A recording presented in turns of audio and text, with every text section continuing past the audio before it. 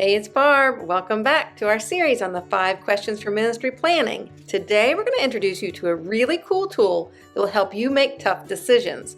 With question number 4, how do you decide? Hey, what are you doing? Oh, you're having to make a tough decision and you're looking for leadership quotes to inspire you? Well, have you ever heard of this old saying? The key to success is to never say no. Oh, you haven't? Probably because no one says it. Come to think of it, that's pretty terrible advice. Wonder if there's a better way to make hard decisions. 5 questions for ministry planning. Question 4, how do you decide? Part of being an effective leader is knowing how to focus your resources on what matters most. And this means sometimes you have to say no to some pretty good stuff. And sometimes you even have to disappoint a few people. Ugh, that doesn't sound like fun. But it is true. Leaders are deciders, and though saying no to a heartfelt request may be hard, deciding when you need to do so doesn't have to be. Introducing the goal hierarchy. The goal hierarchy is a tool that can help you make better decisions by testing a request against your desired outcomes. Simply put, it's a prioritized list of your goals. And while it may be simple, it's also powerful in helping you protect what matters most. Why? Because accomplishing your mission doesn't come in one big push, it comes in the small decisions that you make every day. So how does this magic list work? Well, you start by writing down your organization's top goals. Now rearrange them in priority order. That was easy. Let's look at an example of how this tool might work. But first, a note on this week's video content. To illustrate how to use the goal hierarchy tool, we chose a simple yet common disability ministry request to test things out. If your church has been given this request before and made a different decision, please know we respect that.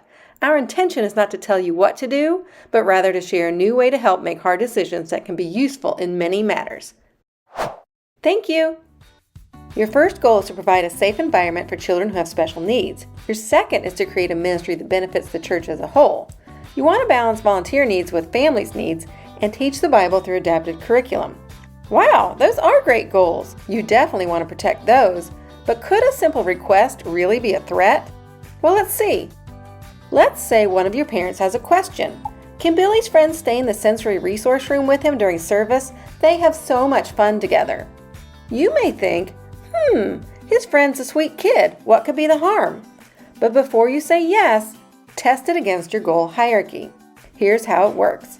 Take the request and ask yourself one question. If I say yes to this, does this positively, negatively, or neutrally affect my mission? Test that question against each goal. Start at the bottom of your list. So letting kids who don't actually need a sensory resource room use it too is neutral to teaching adapted curriculum. Great, let's keep going. Next, does adding an extra kid under a volunteer's watch balance volunteers' needs as much as families? Well, that depends. It kind of sounds negative for this goal, but let's keep going just to see. Does allowing children who don't need the sensory resource room to use it instead of going to their own classroom benefit the church as a whole? Well, not really, because their classroom teachers have invested a lot of time and heart into lessons. Those teachers will feel badly if they keep losing their kids. So that's getting pretty negative, but let's test it out on our number 1 goal just to be sure. Does allowing kids who do not need to use the sensory resource room to hang out there during service help, hurt, or have no effect on providing a safe place for children who have special needs? Well, what if Billy's friend invites a friend, or another parent in your ministry asks if their child can have a friend? Soon the whole room could be filled with kids who don't actually need the sensory resource room to be safe at church. This could cause the room to get noisy and overstimulating for the children who do need this calm area. That's definitely negative. That could actually defeat the entire purpose of the room and hurt your ministry. Wow! So using the goal hierarchy to test requests against your mission's top goals has helped us see that saying no may be the best choice. I'm guessing that might not have been what you decided if you hadn't used the tool. Now, this doesn't mean that you can never make an exception or there won't be times when taking a risk is worth it. Being flexible is important too. The goal hierarchy is just a tool to help you. You still will always use your best judgment. But you know what else is great? Understanding the why behind tough decisions makes it easier to explain to others when you sometimes do have to say no.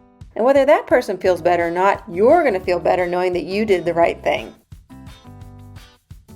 So maybe a better saying would be this: the key to success is using the goal hierarchy tool. Pretty catchy, huh? But there's one more thing before you go. The goal hierarchy is a great tool to use when making decisions, but there's still something else that's even more important. Prayer. No matter how you decide things, always decide to start with prayer.